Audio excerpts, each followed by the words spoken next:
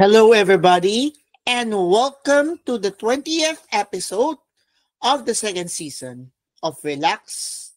Si Lord at ang mga santo ang bahala sa atin. This is JM, and now we're going to focus on the readings for the third week of Lent. But before we proceed with our readings for the third week or third Sunday of Lent, rather, let us know first what is our theme for this week and our quotable Bible quote for this week. And our quotable Bible quote for this week is taken from Psalm chapter 103, verse 8. The Lord is kind and merciful. And our theme, Jesus, full of love and mercy, gives us every chance to repent and follow Him. As we continue this holy season of renewal and preparation for Easter, let us humbly open our hearts to the mercy of God so that we may reflect His love and mercy in the world. Now let's listen or let us reflect together in silence as we read the Angelus message from His Excellency Pope Francis for the third Sunday of Lent, dated March 20, 2022, with the theme, Let us repent, for it is our sin that causes misfortunes, not the God of mercy.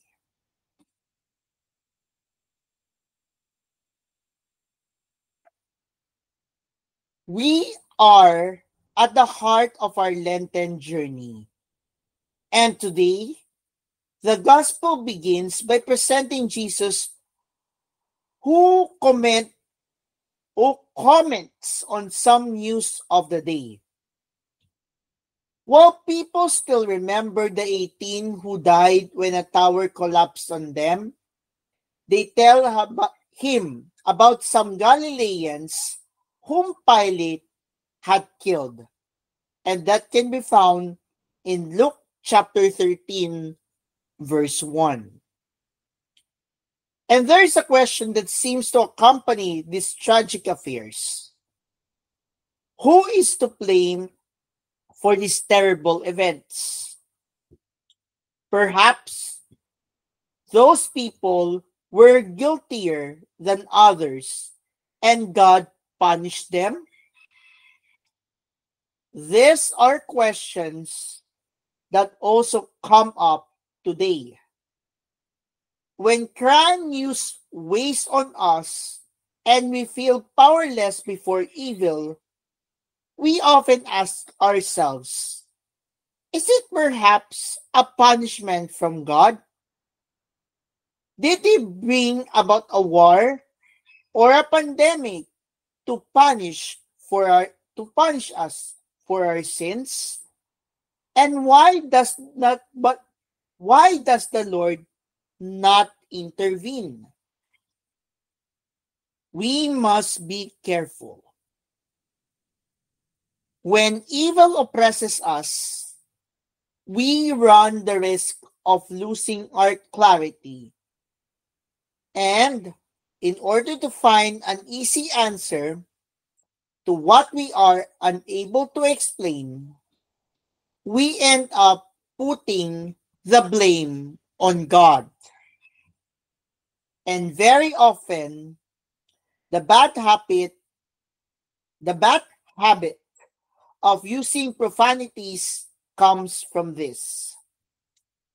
How often do we attribute to Him our woes and misfortunes in the world? To Him who instead leaves us always free and hence never intervenes by imposing himself, but only by proposing himself, he who never uses violence and indeed suffers for us and with us. In fact, Jesus rejects and strongly contests the idea of blaming God for our evils. Those persons who were killed by Pilate and those who died beneath the tower were not any more at fault than others. And they were not victims of a ruthless and vindictive God, which does not exist. Evil can never come from God because he does not deal with us according to our sins. That can be found in Psalm 103, verse 10. Chapter 103, verse 10. But according to his mercy. This is God's style. He cannot treat us otherwise. He always treats us with mercy. But rather than blaming God, Jesus says we need to look within ourselves. It is sin that produces death. It is our selfishness that tears apart relationships. It is our wrong and violent choices that unleash evil. At this point, the Lord offers the true solution. What is it? Conversion. He says, according to Luke chapter 13, verse 5, unless you repent, you will all likewise perish. It is an urgent call, especially during this time of Lent. Let us welcome it with an open heart. Let us convert from evil. Let us renounce the sin that seduces us. Let us be open to the logic of the gospel, because where love and fraternity reign, evil no longer has power. But Jesus knows that conversion is not easy, and he wants to help us here. He knows that we often repeat the same mistakes and the same sins, that we become discouraged, and perhaps it may seem that our commitment to do good is useless in a world where evil appears to rule. Thus, after his appeal, he encourages us with a parable that tells of the patience of God. We must keep in mind God's patience, the patience he has for us. He offers the comforting image of a fig tree that does not bear fruit, that during the accorded season but is not cut down. More time is given to it. Another possibility. I like to think that a nice name for God could be the God of another possibility. God always gives us another opportunity. Always, always. This is what his mercy is like. This is how the Lord is with us. He does not cut us out of his love. He does not lose heart or tire of offering us his trust again with tenderness. Brothers and sisters, God believes in us.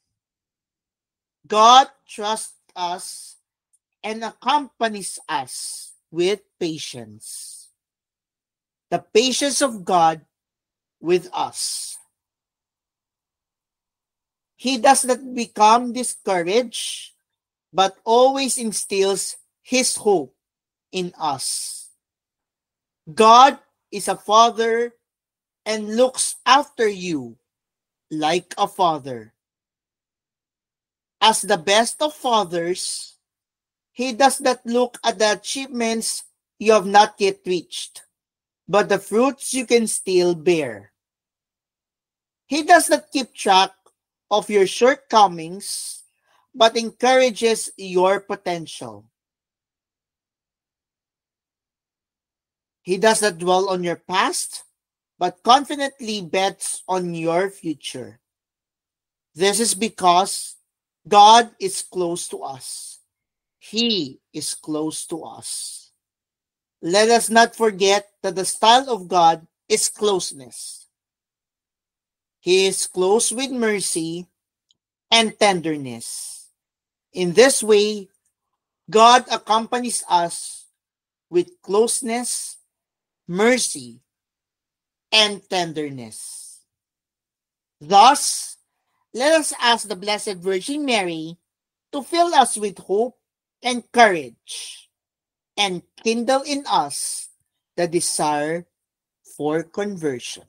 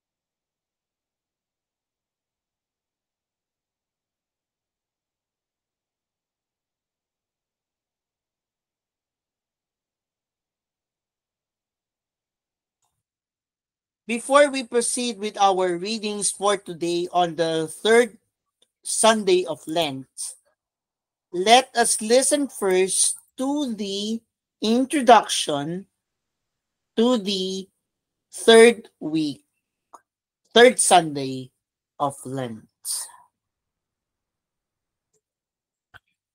In today's Gospel, we read about the misfortunes that befell the Galilean pilgrims and the victims of the fall of the Tower of Siloam.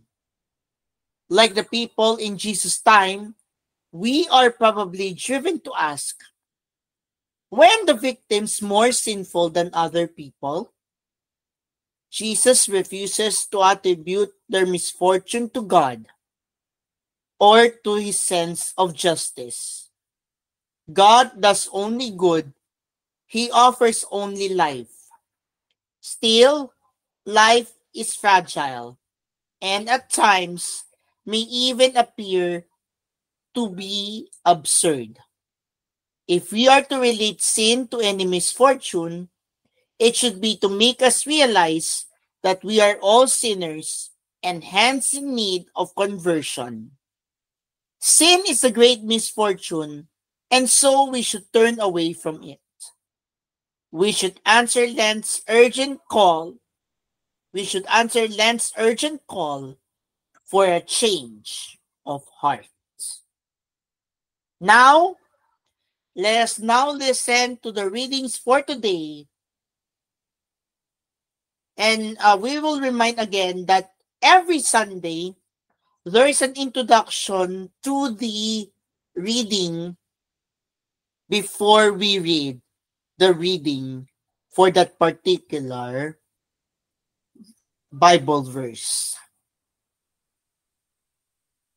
Let's listen first to the introduction for the first reading on the third Sunday of Lent. The Lord appears to Moses in the burning bush and reveals himself as the God of the patriarchs, the God who is not to be compared with other gods, the God who is faithful and merciful. Our first reading is taken from the book of Exodus, chapter 3, verses 1 to 8a, followed by verses 13 to 15. A proclamation from the book of Exodus. Moses was tending the flock of his father-in-law, Jethro, the priest of Midian. Leading the flock across the desert, he came to Horeb, the mountain of God. There, an angel of the Lord appeared to Moses in fire, flaming out of a bush. As he looked on, he was surprised to see that the bush, though on fire, was not consumed. So Moses decided, I must go over to look at this remarkable sight and see why the bush is not burned. When the Lord saw him coming over to look at it more closely, God called out to him from the bush, Moses, Moses. He answered, Here I am. God said, Come no nearer. Remove the sandals from your feet, for the place where you stand is holy ground. I am the God of your fathers.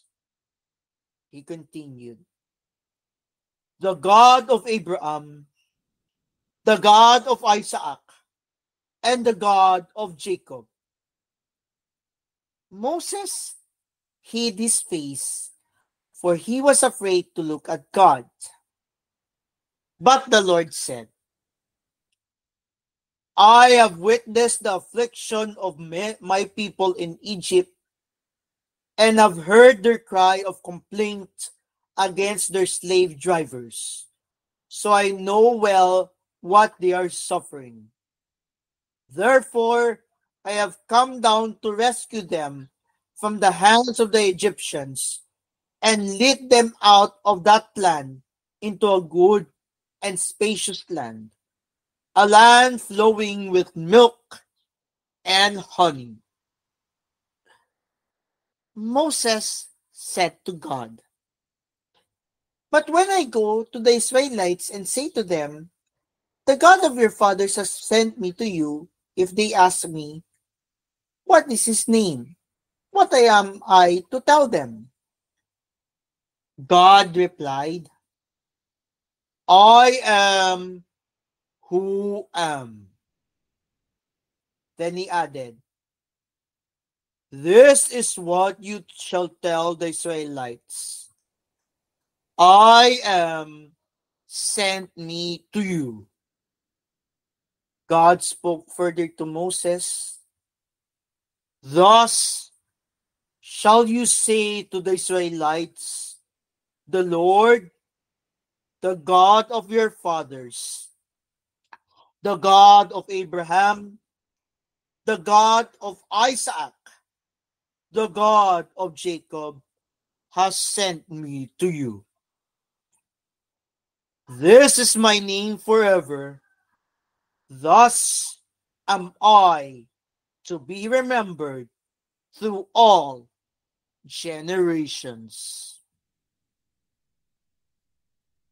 The word of the Lord. Thanks be to God. Our response to the responsorial psalm is, The Lord is kind and merciful. Please repeat, The Lord is kind and merciful. Bless the Lord, O my soul, and all my being, bless his holy name. Bless the Lord, O my soul, and forget not all his benefits. The Lord is kind and merciful. He pardons all your iniquities, heals all your ills. He redeems your life from destruction, crowns you with kindness and compassion. The Lord is kind and merciful. The Lord secures justice and the rights of all the oppressed. He has made known his ways to Moses and his deeds to the children of Israel. The Lord is kind and merciful. Merciful and gracious is the Lord, slow to anger and abounding in kindness. For as the heavens are high above the earth, so surpassing is his kindness toward those who fear him. The Lord is kind and merciful. The introduction to the second reading. Paul, who always focused on the risen Christ, finds prefigurations in the signs and events of God's deliverance of Israel. The tragic things that happened to Israel should warn Christians that God's interventions on their behalf must not remain fruitless. Our second reading is taken from the first letter to the Corinthians, first letter of St. Paul to the Corinthians, chapter 10, verses 1 to 6, followed by verses 10 to 12. Again, our second reading is taken from the first letter of Paul to the Corinthians, of St. Paul to the Corinthians, chapter 10, verses 1 to 6, followed by verses 10 to 12. A proclamation from the first letter of St. Paul to the Corinthians. I do not want you to be unaware, brothers and sisters, that our ancestors were all under the cloud and all passed through the sea, and all of them were baptized into Moses in the cloud and in the sea. All ate the same spiritual food, and all drank the same spiritual drink, for they drank from a spiritual rock that followed them, and the rock was the Christ. Yet God was not pleased with most of them, for they were struck down in the desert. These things happen as examples for us, so that we might not desire evil things as they did. Do not grumble as some of them did, and suffered death by the destroyer. These things happened to them as an example, and they have been written down as a warning to us, upon whom the end of the ages has come. Therefore, whoever thinks he is standing secure should take care not to fall. The word of the Lord. Thanks be to God.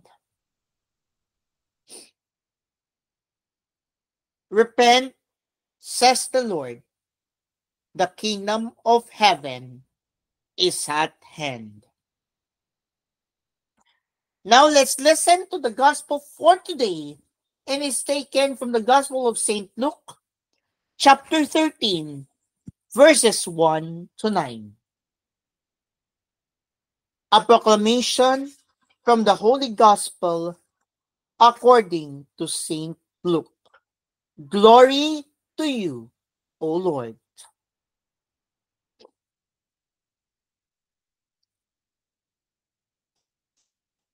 Some people told Jesus about the Galileans whose blood Pilate had mingled with the blood of their sacrifices. Jesus said to them in reply, Do you think that because these Galileans suffered in this way, they were greater sinners than all other Galileans? By no means. But I tell you, if you do not repent, you will all perish as they did. Or those 18 people who were killed when the tower at Siloam fell on them. Do you think they were more guilty than everyone else who lived in Jerusalem? By no means. But I tell you, if you do not repent, you will all perish as they did. And he told them this parable. There once was a person who had a fig tree planted in his orchard. When he came in search of fruit on it, but found none, he said to the gardener, "For 3 years now I have some come in search of fruit on this fig tree, but have found none. So cut it down. Why should it exhaust the soil?" He said to him in reply, "Sir, leave it for this year also, and I shall cultivate the ground around it and fertilize it. It may bear fruit in the future. If not, you can cut it down." My dear friends, my fellow relaxers, this is the good news of our salvation. Praise to you, Lord Jesus Christ. Now, before we proceed with the meditation from the Anawim Way, let us first listen to the reflection from Father Rick Anthony A. Reyes, OSA, about our third Sunday of Lent. And the theme is God's time and the urgent call to conversion.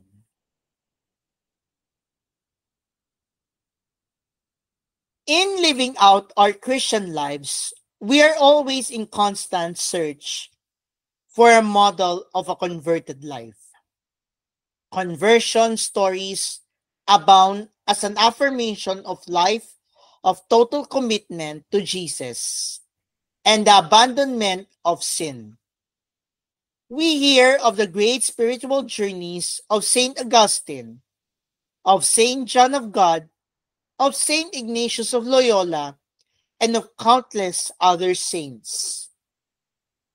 As these stories are ready inspirations of renewal, the time element of conversion matters as well. But while we have a lot of conversion blueprints, they still need our personal commitment to put on Jesus and make no provision for the desires of the flesh that can be found in Romans chapter 13, verse 14. Jesus in today's gospel raises a much relevant issue over the death of some Galileans at the hands of Pilate and about the tower accident at Siloam. Whether it was the Galileans' sinfulness that brought them death or not is not the point of concern for Christians. Rather, Christians should not wait for death to come and catch them off guard while outside the state of grace. Jesus uses the stories to make us realize that death can come anytime. It will not choose according to some standard. All of us are subject to the same leveling off. Time is indeed of the essence when it comes to conversion. That is, in the commitment to align ourselves to God's will so that death would not be our hindrance to salvation. In Christian life, where conversion is of a daily basis, death becomes a transition to God, and dying is an art of getting nearer to Him who is eternal life.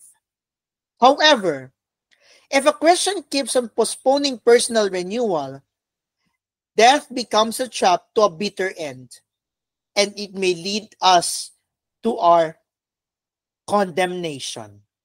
Moreover, the sense of urgency is provided to us by St. Paul today in our second reading.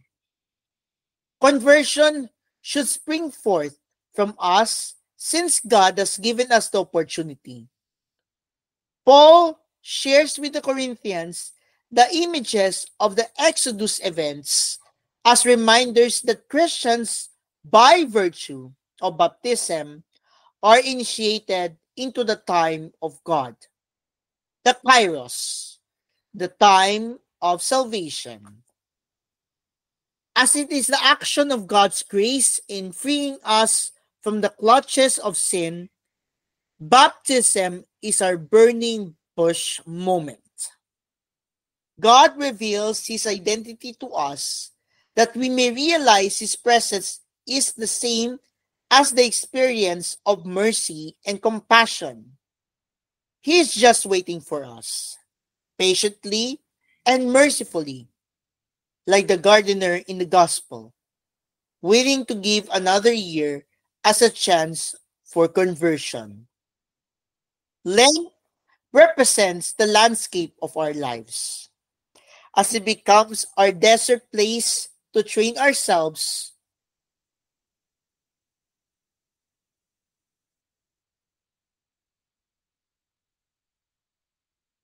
discipline our senses, and attune our souls to the message of salvation. Lent has an endpoint, the resurrection. Lent sends a message that in each day of our lives lies an urgency to embrace the promise of the resurrection. Now, as God tries to come to us every day, let us not hide from His visitation. Let us not put off our conversion.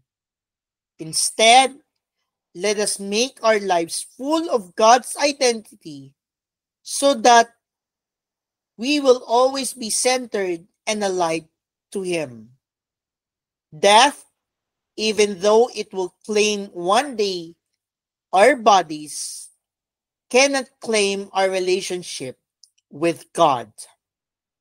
In a converted life, death is just a door to be closed for good by the Lord's resurrection. Let's continue our meditation by listening to the meditation for the third Sunday of Lent according to the Anawim Way. When Bad Things Happen to Good People was the title of a best-selling book years ago.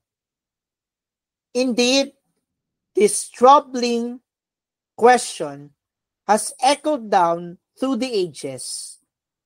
Why do bad things happen to good people? Why do they happen at all? The readings today do not give us a simple and direct answer, but they explore the mystery of God's overarching power and the urgency for us to be in relationship with Him. Death will come to every one of us at a time we do not know. Untimely death is particularly difficult for us to accept. With our easy access to news, we learn almost daily of natural disasters and accidents that kill so many people so suddenly. And there are acts of terrorism and even random acts of violence which take the lives of many unsuspecting people. This terrible instance brings us again and again to ask the question of why bad things happen to good people. No doubt, there have been millions of words written and spoken on the subject over thousands of years, and still the question remains. In the gospel, we see that in Jesus' day, two people struggled to make sense of tragedy and disaster. It was common for the Israelites to assume that illnesses and accidents were connected to the victim's personal sins or the family's sins. We may dismiss this approach as primitive, yet in our time, many people still believe in karma as a way to explain unexplainable suffering. The idea is that good actions will automatically reap good results in this life, and evil actions will produce bad results. It is a variation of the same wrong way of thinking. Jesus points out the people's wrong thinking in no uncertain terms. They assume that the victims of Pilate's massacre suffered because they were greater sinners, and that the victims of the falling tower died because of their own guilt. Jesus' strong response is, by no means. Then he changes the focus, pointedly telling them, if you do not repent, you will all perish as they did. Jesus does not explain why those people died. Instead, he uses the disturbing tragedies to underscore for everyone the urgency of the call to repentance. Though we cannot always know why things happen or when they will happen to us, we do not need to live in fear. Jesus offers us the way out of fear: repentance and trust in Him. The Lord goes on to tell the parable of a fig tree, in which the orchard owner is ready to cut down a tree which has not borne fruit in 3 years. The gardener asks that he give it one more year in hope that it will produce fruit.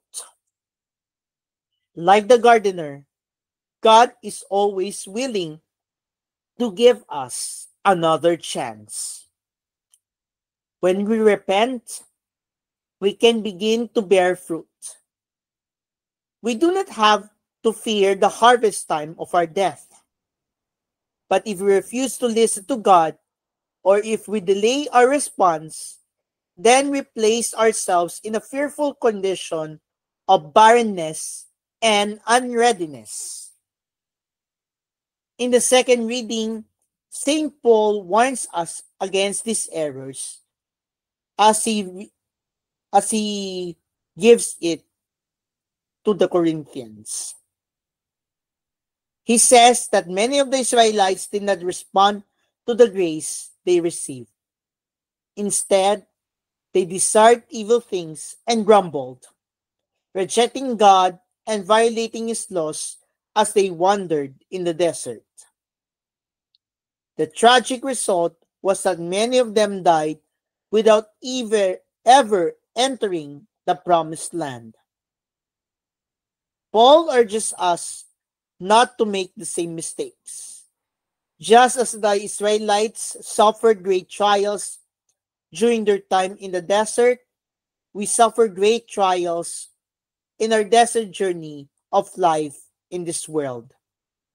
Trials are not an excuse to turn away from God, but a reminder of how dependent we are on Him. When we remain faithful to God through the hardest of times, then we are faithful to Him always. The Exodus reading today in our first reading brings us back to a pivotal point in salvation history. The Israelites are suffering terribly in Egypt. As they cry out to God, they're wondering why bad things happen to good people, to God's own people. Has He abandoned them? God's response is to appear to Moses in the burning bush. He reveals to Moses that he not only hears his people cries and knows their great distress, but he also has an amazing plan to save them. He promises, I have come down to rescue from the hands of the Egyptians and lead them out of that land into a good and spacious land, a land flowing with milk and honey. Then, as if to show that is no empty promise, he also reveals to Moses his divine name. I am who am. It is a most mysterious name. God reveals himself as mystery, conferred to the Catechism of the Catholic Church, number 206-9.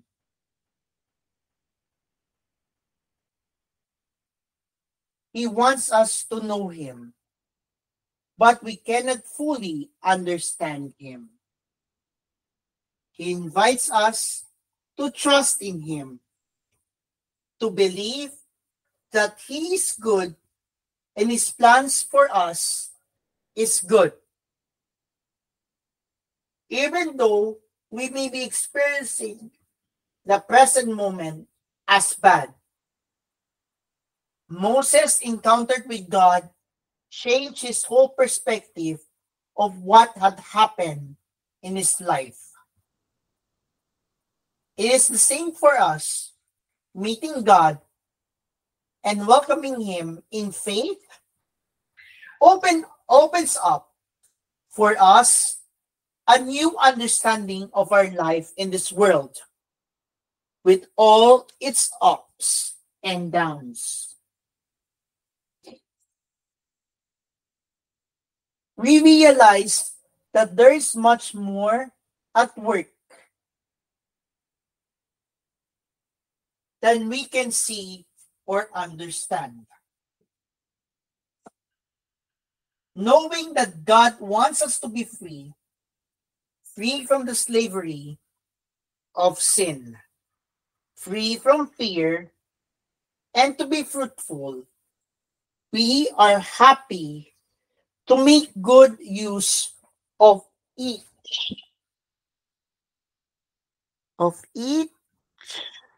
day, to repent and to follow him more closely.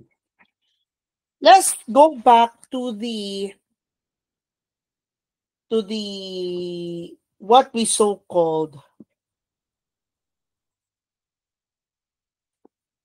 206-9. Let us check on what does this mean. God reveals to himself as mystery, as conferred or compared to the Catechism of the Catholic Church 206-9.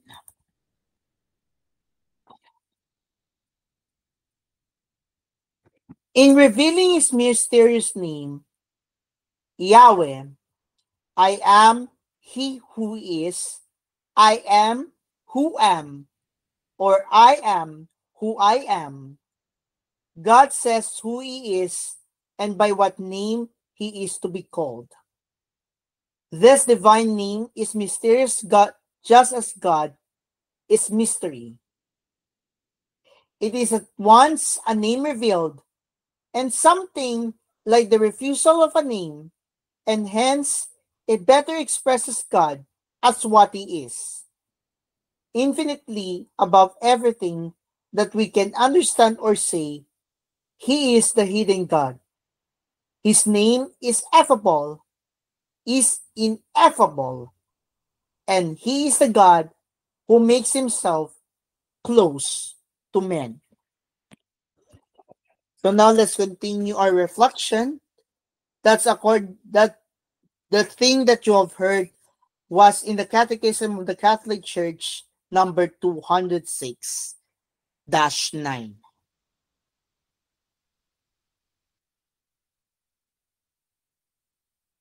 We realize that there is much more at work than we can see or understand.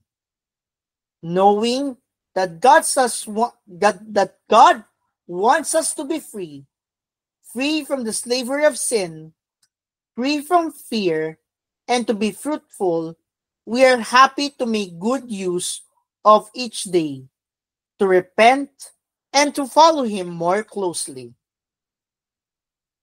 Tragedies do not discourage us, for we know that God did not send His Son into the world to condemn the world, but that the world may be saved through Him. And we leave you with questions to ponder as we close our 20th episode of the second season for today on our podcast show. And they are: how do I understand and accept that bad things happen to good people, including people whom I love? How do repentance and trust in Jesus free me from slavery to fear? And when have I experienced the Lord's patience, giving me another chance, giving me more time to repent? Let us pray this short, simple prayer. In the name of the Father, and of the Son, and of the Holy Spirit. Amen. Mary, deliver me from the fearful conditions of barrenness and unreadiness. Amen. In the name of the Father, and of the Son, and of the Holy Spirit. Amen.